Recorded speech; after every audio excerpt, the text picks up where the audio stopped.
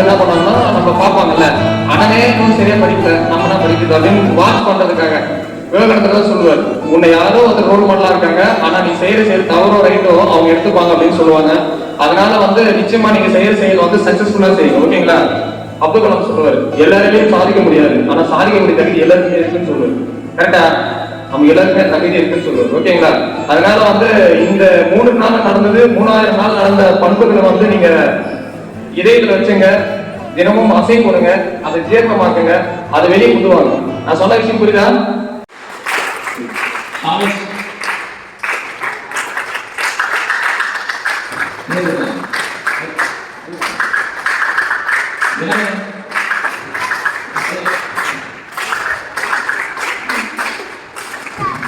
Sanjay.